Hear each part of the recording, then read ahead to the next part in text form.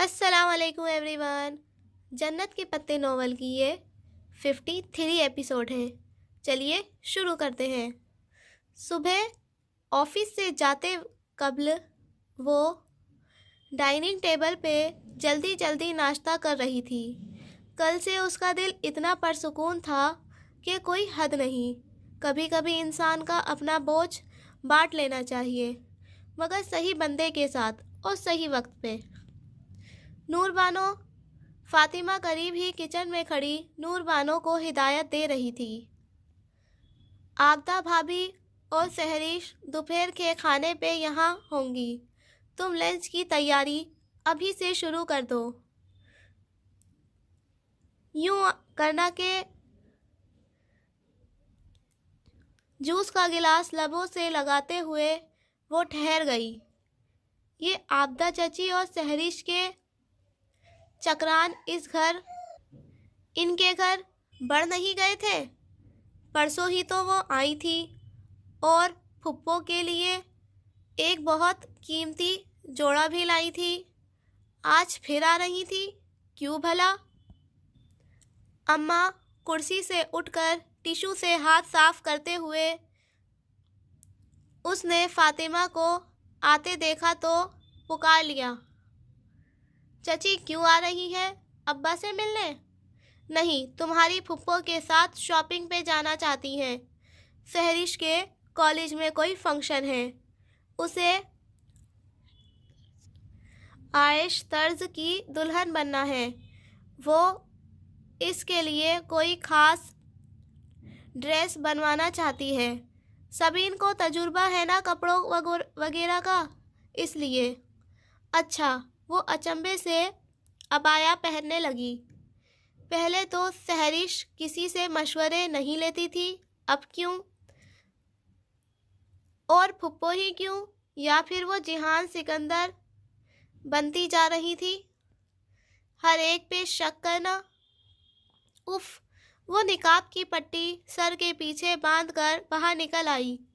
خیر جو بھی ہے، اسے آتے دیکھ کر ڈرائیور نے فوراً پچھلی نشست کا دروازہ کھولا۔ وہ اندر بیٹھنے لگی تھی کہ حیا ارحم کی آواز نے اسے چونکایا۔ وہ بیٹھتے بیٹھتے رکی اور حیرت سے پلٹی۔ ارحم سامنے ہی کھڑی تھی، سر پہ دوپٹہ لیے، آنکھوں تلے ہلکے، چہرے پہ سنجیدگی۔ ارحم؟ اسے حیرت ہوئی۔ ارحم چلتی ہوئی اس کے سامنے آئی۔ بات کرنی تھی تم سے۔ پھر اس نے ڈرائیور کو دیکھا، تم باہر جاؤ۔ وہ جیسے اسی جگہ پہ بات کرنا چاہتی تھی۔ ڈرائیور فوراً تابع داری سے وہاں سے ہٹ گیا۔ بتاؤ، کیا بات کرنی ہے؟ اس نے نرمی سے پوچھا۔ ارحم چند لمحے اسے سنجیدگی سے دیکھتی رہی، پھر دھیرے سے بولی، اس روز میں نے جو سنا وہ وہاں جا کر بتا دیا، صرف اس لیے کہ مجھے تم پہ غصہ تھا، کیونکہ تم نے بھی میرا پردہ نہیں رکھا تھا۔ ارحم، اگر تم نہ بھی بتاتی اور مجھ سے کوئی پوچھتا کہ وہ کیوں گیا ہے تو میں خود ہی بتا دیتی۔ جہاں تک بات ہے میری، مجھے تایا نے رات کے 3 بجے فون کر کے پوچھا تھا کہ میرے پاس کوئی دوسرا نمبر ہے یا نہیں۔ اگر تم نے مجھ پہ بھروسہ کیا ہوتا تو میں بھی تم پہ بھروسہ کرتی کہ تم مجھے پھنساؤ گی نہیں۔ وہ گاڑی کے کھلے دروازے کے ساتھ ہی کھڑی بہت سکون سے کہہ رہی تھی۔ ارحم چند لمحے لب کاٹتی رہی، پھر نفی میں سر ہلایا، مگر میں نے اس دن زیادتی کر دی تمہارے ساتھ۔ I am sorry for that. مجھے یہ نہیں کرنا چاہیے تھا۔ حیا نے بغور اسے دیکھا۔ وہ نادم تھی یا اس کے پیچھے کوئی اور مقصد تھا؟ البتہ اس کا دل پسیجنے لگا تھا۔ کوئی بات نہیں، کیا فرق پڑتا ہے؟ فرق تو پڑتا ہے نا، اسی وقت سے عابدہ چچی پھپھو کے پیچھے پڑی ہیں، اسی وقت سے आबदा चची फुप्पो के पीछे पड़ी है कि तुम्हारा पत्ता साफ हो और जिहान के लिए सहरिश की बात चला सके। क्या? वो चौंकी। उसकी आंखों में हैरत उभरी। हाँ, इसीलिए तो रोज ही फुप्पो के पास आई बैठी होती है। क्या तुम नहीं जानती? अब के अरहम को हैरत हुई। हया ने बामुश्किल शाने उचकाए। जो भी है, मुझे इन बातों से फर्क नहीं पड़ता, उसने बज़ाहिर लापरवाही से कहा। अलबत्ता उसका दिल उथल पुथल हो रहा था, मगर खैर। अरहम ने गहरी सांस ली, लम्हे भर को खामोश रही, फिर बोली, क्या मुझे तुम्हारा फ़ोन मिल सकता है? मुझे एक कॉल करनी है बस। उसका लहजा मुल्तजी नहीं हुआ, बल्कि हमवार रहा। बस मुझे इस किस्से को ख़त्म करना है, बस उसे खुदा हाफिज कहना है। तो ये बात थी। हया ने गहरी सांस अंदर को खींची। अरहम ने जिसे भी फ़ोन करना था वो उसे लैंडलाइन या किसी भी तरह माँ भाई किसी का भी फ़ोन लेकर कर सकती थी, मगर गालिबन वो पहले पकड़ी गई होगी या फिर सख्ती बढ़ गई होगी, तभी वो खतरा मोल नहीं लेना चाहती थी। ठीक है, मगर बेहतर है कि तुम मेरा फ़ोन इस्तेमाल मत करो। अली बख्श, उसने दूर खड़े ड्राइवर को आवाज़ दी। वो फ़ौरन हाथ बांधे उसके पास आया। क्या मैं तुम्हारा फ़ोन ले सकती हूँ 1 मिनट के लिए? जी जी। उसने फ़ौरन अपना फ़ोन पेश किया और दूर चला गया। लो, हया ने मोबाइल अरहम की तरफ बढ़ाया। अरहम ने बिना किसी हिचकिचाहट के फ़ोन थामा और तेज़ी से नंबर मिलाने लगी। वो गाड़ी में बैठी और दरवाज़ा बंद किया। बाहर अरहम जल्दी जल्दी फ़ोन पे धीमी आवाज़ में कुछ कह रही थी। उसे कुछ भी सुनाई नहीं दिया, ना उसने सुनने की कोशिश की। 1 मिनट बाद ही अरहम ने फ़ोन बंद कर दिया। हया ने बटन दबाया, शीशा नीचे हुआ। थैंक्स हया, ममनूनियत से कहते हुए उसने फ़ोन हया को थमाया। मैं चलती हूँ। वो तेज़ी से वापस मुड़ गई। जब वो दरमियानी दरवाज़ा पार कर गई तो हया ने मोबाइल के कॉल रिकॉर्ड चेक किए। उसने डायल्ड कॉल्स में से कॉल मिटा दी थी, मगर ये नोकिया का वो मॉडल था जिसमें एक कॉल लॉग अलग से मौजूद था। हया ने उसे खोला। वहाँ नंबर महफूज थे। उसने वो नंबर अपने मोबाइल में उतारा और महफूज कर लिया। अली बख्श। अब वो दूर खड़े अली बख्श को वापस आने के लिए कह रही थी। कभी अगर अरहम ने उसे फंसाने की कोशिश की तो उसके पास सबूत भी था और मौके का गवाह भी। अली बख्श को आते देखकर उसने सोचा था, ज़ीशान साहब के ऑफिस ले चलो, जहां उस दिन गए थे। फ़ोन आगे होकर उसे थमाते हुए उसने अली बख्श को हिदायत दी, और अरहम बीबी ने तुम्हारा फ़ोन इस्तेमाल किया है, ये बात किसी और को पता नहीं लगनी चाहिए। जी मैम। उसने असबात में सर हिलाते हुए स्टीयरिंग संभाल लिया। ज़ीशान अंकल ऑफिस में नहीं थे। उनकी सेक्रेटरी फिर भी उसे ऑफिस में ले गई क्योंकि रज़ा अंदर थी। आप बैठ जाएं, सर अभी आते होंगे। जाते हुए उनकी सेक्रेटरी ने ऊपर से नीचे तक अजीब सी नज़रें उस पे डाली थी। वो बिना असर लिए काउच पे बैठ गई। उसके अबाया को बहुत सी जगहों पे इसी तरह देखा जाता था, मगर जब दूसरे गलत होकर इतने पुरएतमाद थे تو وہ درست ہو کر بھی اعتماد کیوں نہ ہوتا؟ اور وہ بھی کتنی پاگل تھی جو ٹالی اور اس کی باتوں کو دل سے لگاتی تھی۔ ٹالی بیچاری نے چند ایک بار فکرے اچھالنے کی کے سوا کہا ہی کیا تھا؟ وہ تو اہل مکہ تھی، ان سے کیا گلا؟ اصل اذیت دینے والے تو بنو قریظہ ہوتے ہیں، مگر یہ جنگ وہی جیتتا ہے جو ہار نہیں مانتا۔ وہ بھی انسان کو کوئی چیز نہیں ہرا سکتی جب تک وہ خود ہار نہ مان لے۔ اس لمحے ڈی جے اسے بہت یاد آئی تھی۔ دھیان بٹانے کے لیے اس نے سر جھٹکا تو خیال آیا رضا اس لمبے سے کاؤچ کے دوسرے سرے پہ بیٹھی تھی، چہرہ اخبار پہ اتنا جھکا کر کہ گھنگریالے بال صفحے کو چھو رہے تھے۔ وہ قلم سے اخبار پہ نشان لگا رہی تھی۔ اسے ورڈ پزل اچھے لگتے تھے، حیا کو بھی اب اچھے لگتے تھے، مگر وہ آخری پزل ابھی تک حل نہیں ہو سکا تھا۔ رضا تو اس کی مدد نہیں کر سکتی تھی، مگر شاید وہ رضا کی مدد کر سکے۔ رضا، کیا کر رہی ہو؟ وہ نرمی سے کہتی اٹھ کر اس کے قریب آ بیٹھی۔ رضا نے آہستہ سے سر اٹھایا، خالی نظروں سے اسے دیکھا اور پھر اخبار اس کے سامنے کیا۔ اس کی حرکات بہت آہستہ تھیں۔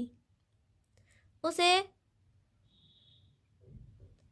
بچی پہ بہت ترس آیا، مگر پھر سوچا وہ کیوں ترس کھا رہی ہے جب وہ اب نارمل لڑکی اپنی تمام ہمت مجتمع کر کے محنت کر رہی ہے تو وہ اس کے بارے میں ہمدردی اور تعصب سے کیوں سوچے؟ اسے ستائش سے سوچنا چاہیے۔ دکھاؤ، کیا ہے یہ؟ اس نے وہ پرانا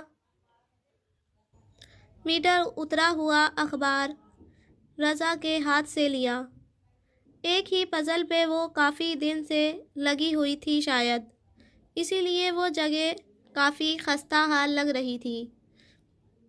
ذیشان انکل یقیناً اپنی محبت میں سمجھتے تھے کہ رضا یہ پزل حل کر لے گی، ورنہ وہ شاید ذہنی طور پہ کافی پیچھے تھی۔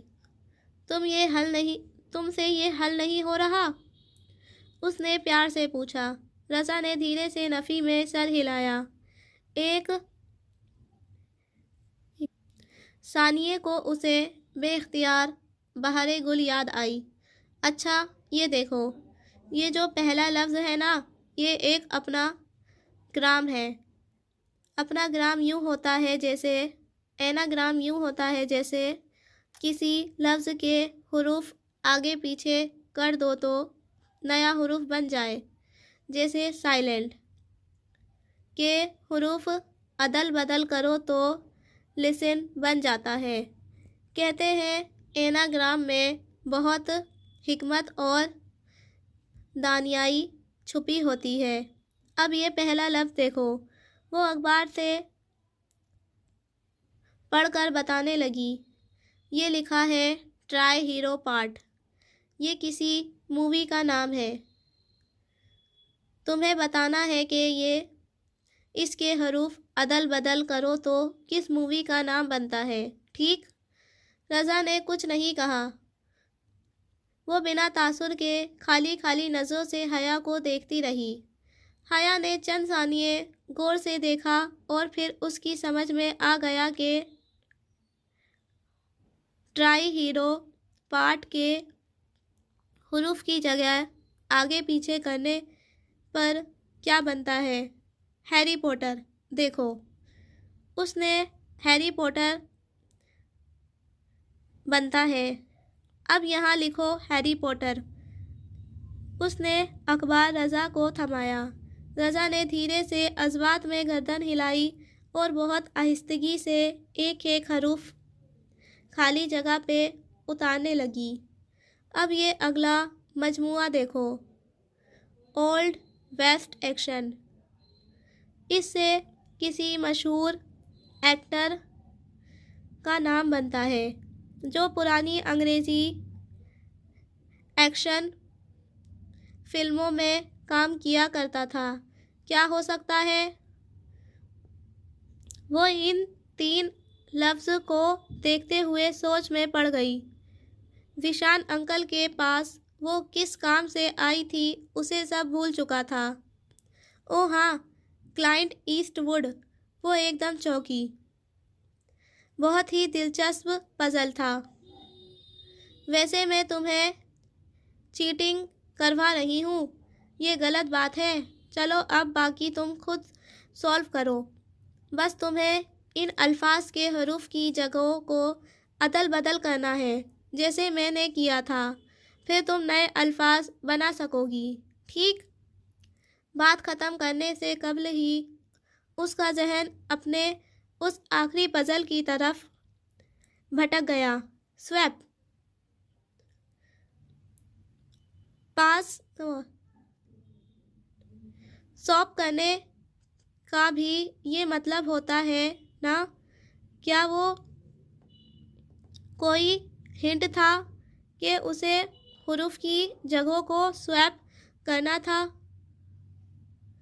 کوئی نیا لفظ بنانا ہے؟ مگر وہ کل 12 حروف تھے اور پاسورڈ تو 8 حروف ہونا چاہیے تھا، پھر وہ اس سے کیا بنا سکتی ہے؟ ایک دم وہ بے چینی سے اٹھ کھڑی ہوئی۔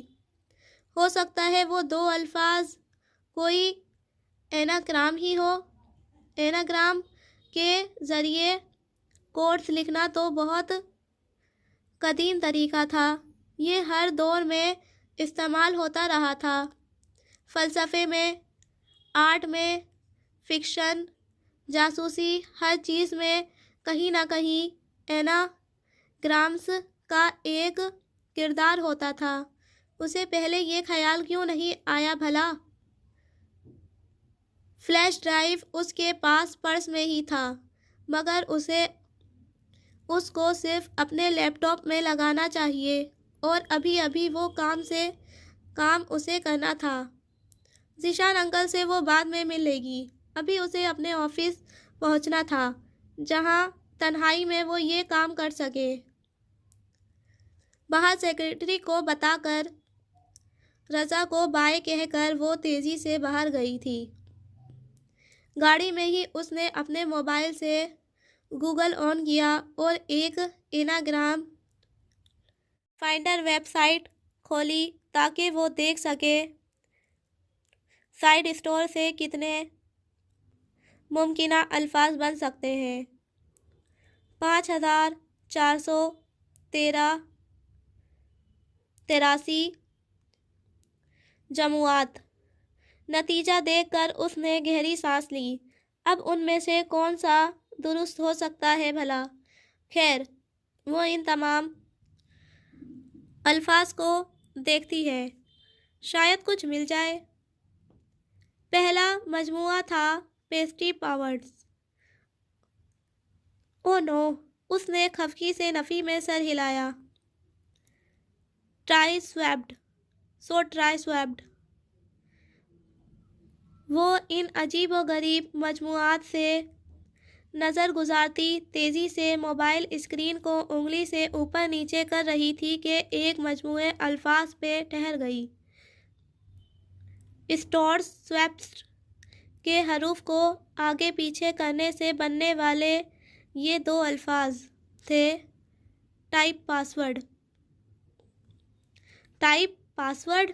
اس نے اچنبھے سے دہرایا، یعنی کہ پاسورڈ کروں؟ کیا مطلب؟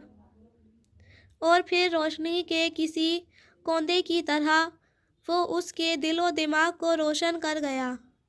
پاسورڈ میں پورے 8 حروف ہوتے ہیں۔ پاسورڈ کا مطلب یہ نہیں تھا کہ وہ کوئی خفیہ لفظ ٹائپ کرے، بلکہ اس کا مطلب یہ تھا کہ وہ لفظ پاسورڈ ہی ٹائپ کر دے۔ لفظ پاسورڈ جو آج بھی دنیا میں سب سے زیادہ استعمال ہونے والا پاسورڈ ہے۔ لاکھوں ای میل ہوٹلز کا پاسورڈ آج بھی یہی تھا پاسورڈ ہے۔ دنیا کا سب سے کامن، سب سے آسان پاسورڈ۔ اس نے موبائل بند کیا اور پرس میں ڈالا۔ تیز چلاؤ علی بخش، وہ بے چینی سے بولی۔ اپنے آفس پہنچنے کی اتنی جلدی اسے پہلے کبھی نہیں ہوئی تھی۔ میں آفس جا رہی ہوں مگر پلیز، میں کسی سے نہیں ملنا چاہتی، سو مجھے کوئی ڈسٹرب نہیں کرے گا، ٹھیک؟ ابا کی سیکرٹری کو حکمیہ لہجے میں کہتے ہوئے وہ آگے بڑھ گئی۔ آفس مکمل کرنے اور نقاب اتارنے کے بعد اس نے لیپ ٹاپ کھول کر میز پہ رکھا اور پرس سے مخملی ڈبی نکالی۔ اس کا دل زور زور سے دھڑک رہا تھا۔ اندر سیاہ فلیش ڈرائیو ویسی ہی رکھی تھی۔ اس نے اسے باہر نکالا اور ڈھکن کھول کر ساکٹ میں ڈالا۔ چند لمحوں بعد اسکرین پہ 8 چوکٹے اس کے سامنے چمک رہے تھے۔ کی بورڈ پہ انگلیاں رکھ کر اس نے لمحے بھر کو آنکھیں بند کر کے گہری سانس اندر کھینچی اور پھر آنکھیں کھولی۔ اگر وہ غلط ہوئی تو وہ اس فائل کو کھو دے گی، مگر اسے یقین تھا کہ پاسورڈ ہی وہ لفظ تھا جو اسے اس فائل میں داخل کر دے گا۔ ٹھنڈی پڑتی انگلیوں سے اس نے ٹائپ کیا، PASSWORD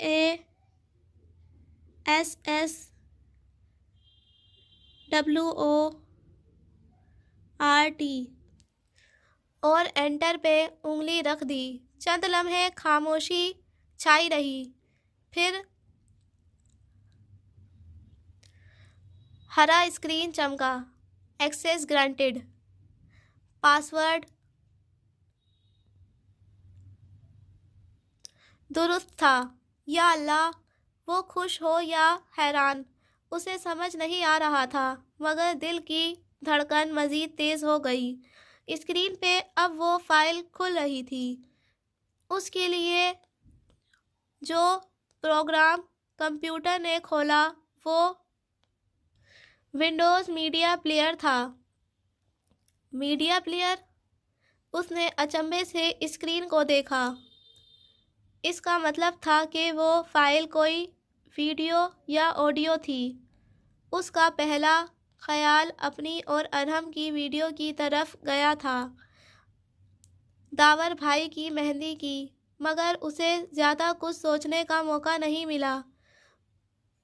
وہ کوئی ویڈیو تھی اور شروع ہو چکی تھی۔ اس کے پہلے منظر پہ نظر پڑتے ہی حیا سلیمان کا سانس رک گیا۔ اسے لگا وہ کبھی ہل نہیں سکے گی۔ اللہ اللہ، یہ کیسے؟ وہ سفید پڑتا چہرہ لیے اسکرین کو دیکھ رہی تھی۔ جو کام نپٹا کر اسے بہارے گل سے نپٹنا تھا وہ کام ابھی نہیں ہوا تھا، مگر وہ جانتا تھا کہ آج دوپہر سے اچھا موقع اسے حلیمہ عثمان کے گھر جانے کا نہیں ملے گا، اس لیے وہ ادھر آ گیا تھا۔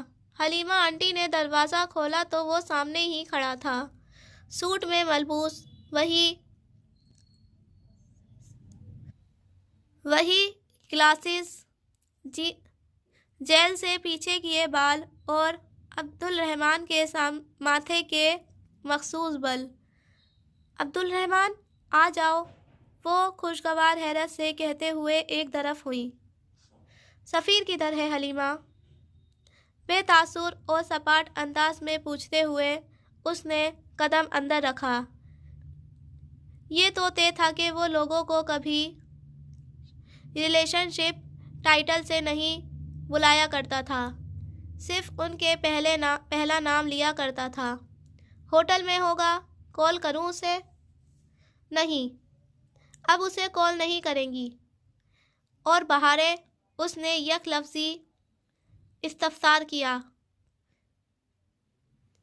جتنا حلیمہ عثمان اسے جانتی تھی وہ بھاپ گئی کہ وہ بہت برے موڈ میں تھا۔ وہ اندر اسٹڈی روم میں بیٹھی ہے، بہت اداس ہے، انہوں نے ملال سے بتایا۔ شاید اس کا دل نرم کرنے کی کوشش کی۔ حرکتیں جو ایسی ہیں اس کی، وہ بے حد غصے سے کہتے ہوئے لمبے لمبے ڈگ بھر کر اسٹڈی روم کی جانب بڑھ گیا۔ بنا دستک کے دروازہ دھکیلا تو کرسی پہ بیٹھی بہارے گل نے چونک کر سر اٹھایا۔ پورے گھنگریالے بالوں کی پونی بنائے لمبے فراک میں ملبوس وہ واقعہ غمزدہ لگ رہی تھی۔ اسے دیکھ کر اس کی آنکھیں چمک اٹھی۔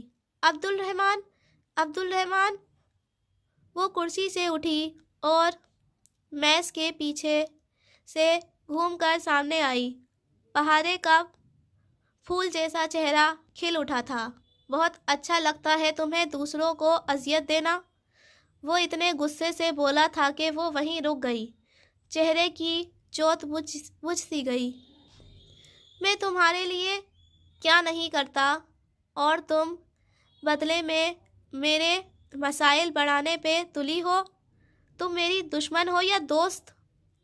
اس کی بڑی بڑی بھوری آنکھوں میں نمی اتر آئی۔ تم مجھ سے ناراض ہو عبد الرحمن؟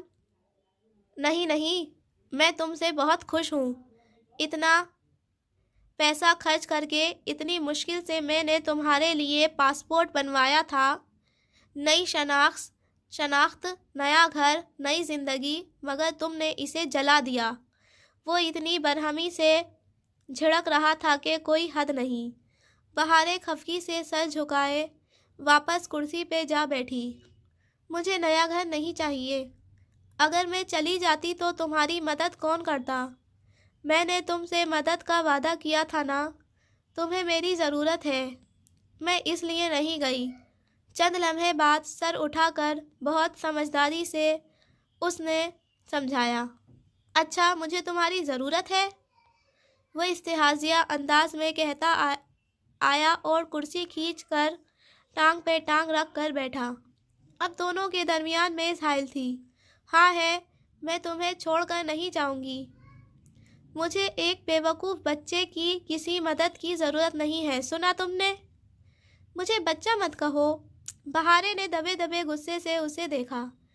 میں پورے 5.5 سال بعد 15 کی ہو جاؤں گی، اور پھر اور تم تب مجھ سے شادی کرو گے نا؟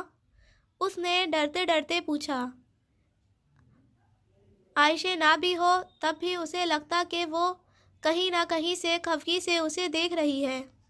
بہارے گل، اس نے بیزاری سے سر جھٹکا۔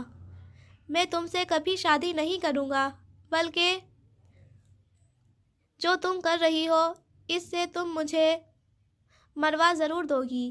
نہیں، ایسے مت کہو، میں تمہیں ہرٹ نہیں کر سکتی۔ اس کی آنکھیں ڈبڈبا گئیں۔ مگر تم ہمیشہ مجھے ہرٹ کرتے ہو، تم ہمیشہ مجھ سے جھوٹ بولتے ہو۔ اچھا، کون سا جھوٹ بولا ہے میں نے؟ ذرا میں بھی سنوں۔ اس کے تیور ویسے ہی لگ رہے تھے، مگر پلکیں سکیڑے اب وہ جس طرح اسے دیکھ رہا تھا، بہارے کو محسوس ہوا وہ دلچسپی سے اس کی بات سننے کا منتظر ہے، اور اس کا غصہ بھی ذرا کم ہوا ہے۔ بہت سارے جھوٹ، اتنے تو ادلار میں بنگلے نہیں ہیں جتنے جھوٹ تم نے مجھ سے بولے ہیں، وہ خفا سے انداز میں مگر ڈرتے ڈرتے کہہ رہی تھی۔ مگر اب مجھے سب پتہ چل گیا ہے۔ مثلاً کیا پتہ چل گیا ہے تمہیں میرے بارے میں؟ بہارے کو لگا وہ ذرا سا مسکرایا تھا، چیلنج دیتی مسکراہٹ، اکساتی ہوئی مسکراہٹ۔ بہت سی باتیں، یہ کہ تمہارا اصلی نام عبد الرحمن نہیں ہے، اور یہ کہ تمہارا نام جہان سکندر ہے، اور تم ہی حیا کے کزن ہو۔ حیا جہان ایک دم ہنس پڑا۔ بہارے کو حوصلہ ہوا، اسے برا نہیں لگا، وہ اسے ڈانٹے گا نہیں، اس کو ذرا تقویت ملی۔ صبر نہیں ہوا عائشہ سے، میں نے اسے کہا تھا کہ جاتے وقت بتائے، اس نے ابھی بتا دیا۔ وہ جیسے بہت محفوظ ہوا تھا، اس نے اپنے جاتے وقت ہی بتایا تھا۔ تم بہت جھوٹ بولتے ہو عبدالرحمن، بہارے نے خفگی سے اسے دیکھا تھا۔ اور یہ بات تم نے کتنے لوگوں کو بتائی ہے؟ وہ کرسی سے اٹھتے ہوئے بولا۔ اس کے تاثرات اب تک ہموار ہو چکے تھے، نہ غصہ تھا نہ محفوظ سی مسکراہٹ۔ کسی کو نہیں، پرامس۔ مجھے امید ہے کہ تم اسے راز رکھو گی۔ کیا تمہیں راز رکھنے آتے ہیں بہارے گل؟ میز پہ دونوں ہتھیلیاں رکھ کر اس کی طرف جھک کر وہ سنجیدگی سے پوچھ رہا تھا۔ بہارے نے اثبات میں سر ہلایا۔ مجھے راز رکھنے آتے ہیں۔ تمہارا پاسپورٹ کہاں ہے؟ میں نے جلا دیا اور میں یہاں سے نہیں جاؤں گی۔ اس کے تھوڑی دیر قبل ہنسنے کا اثر تھا جو وہ ذرا نروٹھے انداز میں بولی تھی۔ میں تمہارا نیا پاسپورٹ جلد بھجوا دوں گا اور تمہیں جانا پڑے گا کیونکہ میں بھی یہاں سے جا رہا ہوں۔ وہ واپس سیدھا ہوا۔ کدھر؟ ہمارے ساتھ؟ اس کا چہرہ چمک اٹھا۔ بلکہ یہاں سے بہت دور، اور میں تم سے آخری دفعہ مل رہا ہوں۔ اب ہم کبھی نہیں ملیں گے۔ تم مجھے ایک اچھی یا بری یاد سمجھ کر بھلا دینا۔ مجھے یہاں سے نکلنا ہے اس سے قبل کہ میں گرفتار ہو جاؤں، اور اگر میں گرفتار ہوا تو مجھے پھانسی ہو جائے گی۔ اگر تم نہیں چاہتی کہ میرے ساتھ یہ سب کچھ ہو تو میری بات مانو۔ جب پاسپورٹ آ جائے تو چلی جانا۔ وہ بے تاثر لہجے میں کہہ کر جانے کے لیے مڑا۔ مگر تم کہاں جا رہے ہو؟ وہ پریشانی سے کہہ اٹھی۔ جہان نے گردن موڑ کر اسے دیکھا۔ میں جہاں بھی جا رہا ہوں اس کے بارے میں تمہیں، عائشہ، آنے یا پاشا بے کو نہیں بتا سکتا، اس لیے یہ سوال مت کرو۔ کیا تم نے کسی کو نہیں بتایا کہ تم کہاں جا رہے ہو؟ وہ آنسو روکنے کی کوشش کرتے ہوئے بامشکل بول پائی تھی۔ میں نے آنے سے کچھ دن پہلے حیا کو بتایا تھا۔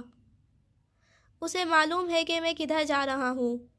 اسے راز رکھنے آتے ہیں، وہ کہہ کر دروازہ کھولتا باہر نکل گیا۔ بہارے گل بھاگ کر باہر آئی۔ بھیگی آنکھوں سے اس نے اپنے عبدالرحمن کو بیرونی دروازہ پار کرتے دیکھا۔ یہ خیال کہ وہ اسے آخری دفعہ دیکھ رہی ہے بہت اذیت ناک تھا۔ آنسو ٹپ ٹپ اس کے چہرے پہ لڑکنے لگے۔ آج پہلی دفعہ اسے یقین آیا تھا کہ وہ آخری دفعہ عبدالرحمن کو دیکھ رہی ہے، مگر بہت جلدی وہ غلط ثابت ہونے والی تھی۔